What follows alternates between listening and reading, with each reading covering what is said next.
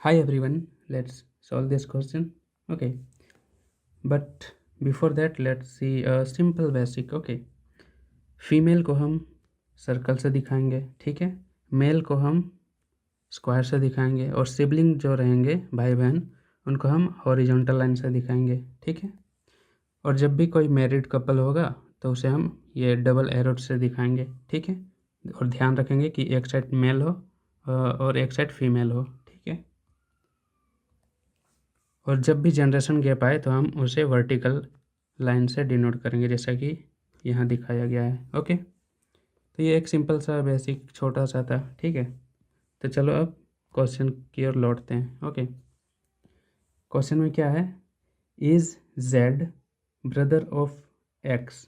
Z x का भाई है कि नहीं, यही निकालना है इन दो स्टेटमेंट्स को कंसिडर करते हुए। ओके, तो चलो सॉल्व करते हैं। पहले देखते हैं statement 1। Okay, X is a brother of Y. तो यहाँ जेंडर किसका डिफाइंड है, एक्स का, ठीक है। मीन्स एक्स के लिए हम स्क्वायर लिखेंगे क्योंकि वो ब्रदर है किसका, वाई का। तो चलो स्टेटमेंट 1 से हमें क्या मिला,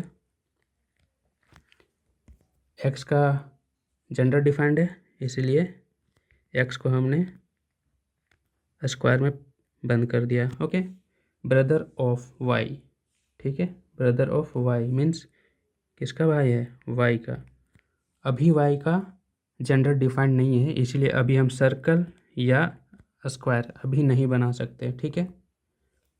तो यहाँ तक का हमारा काम कंप्लीट हो गया। अब आगे देखो क्या है, and Y is brother of Z. अब वाई का भी डिफाइंड हो गया कि वो भाई है, भाई भाई मतलब ये स्क्वायर आएगा ऑफ जेड।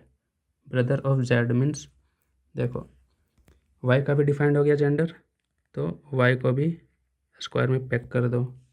किसका ब्रदर है, ब्रदर ऑफ जेड, ठीक है। तो जेड ऐसा कर दो, ठीक है।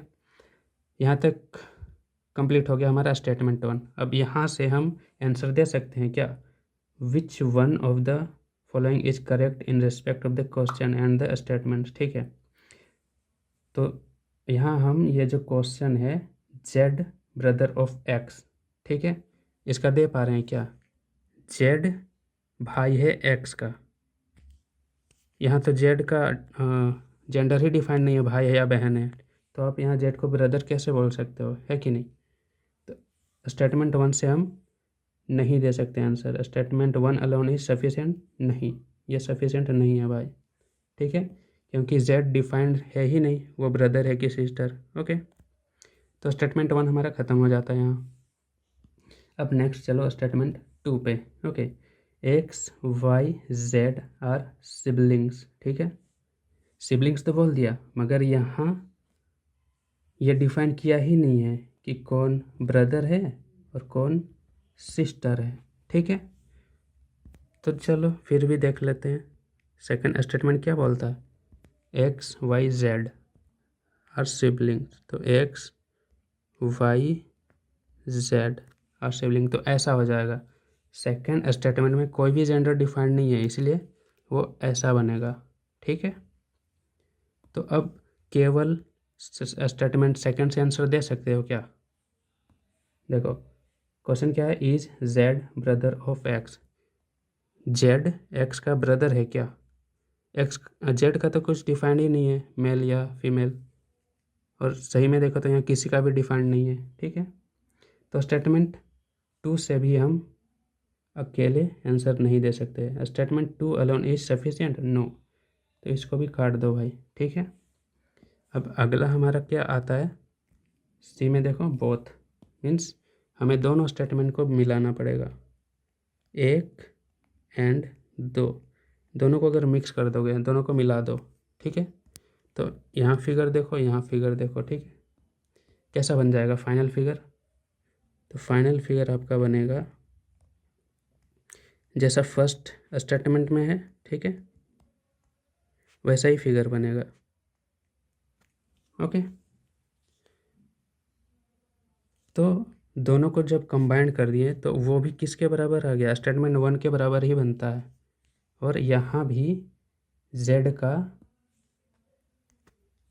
जेंडर डिफाइंड नहीं है, तो ये जो क्वेश्चन है is Z brother of x, ये ब्रदर है क्या, इसका तो जेंडर ही डिफाइंड नहीं है, मीन्स दोनों को मिलाने के बावजूद भी हम आंसर पे नहीं पहुंच पा रहे हैं। ठीक है, तो यहाँ हमें क्या समझ में आ गया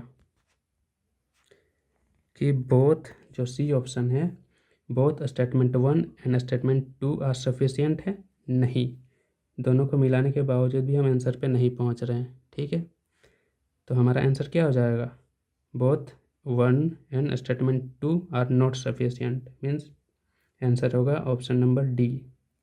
ओके।